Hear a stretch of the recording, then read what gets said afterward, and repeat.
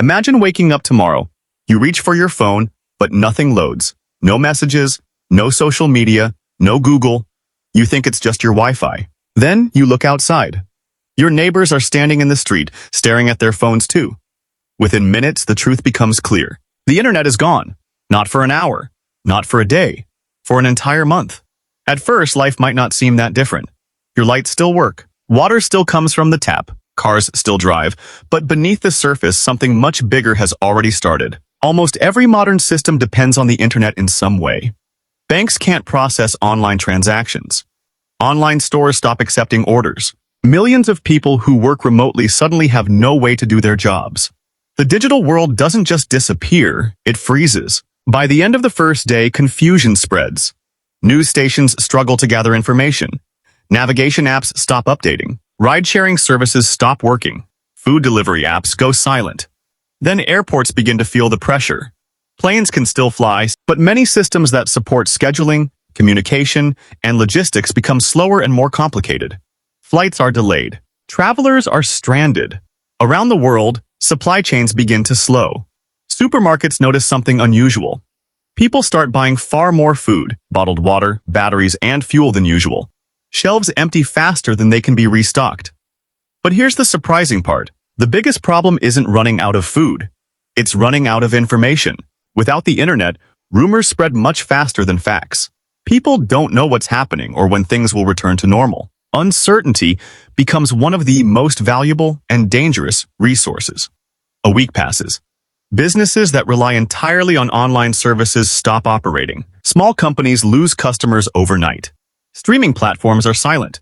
Online gaming communities disappear. Millions suddenly realize how much of their social life existed inside a screen. Many essential services have backup systems, but they were never designed to support an entire country for weeks. Deliveries become slower. Some products become difficult to find. Prices begin to rise. Then another unexpected problem appears. Cash.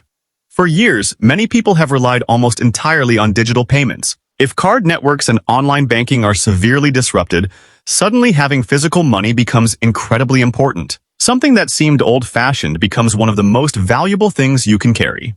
By the second week, daily life starts changing. Families spend more time talking to each other. Children play outside instead of watching videos. Libraries become busy again. Radio stations regain importance. Printed newspapers suddenly feel useful.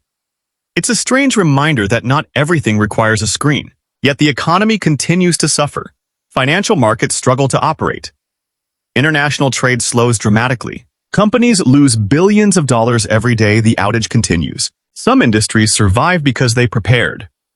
Others discover they were far more dependent on the internet than they ever imagined. And then comes the biggest surprise of all. People begin adapting. Communities organize locally. Businesses find offline solutions. Engineers repair older communication systems. Human creativity starts replacing digital convenience.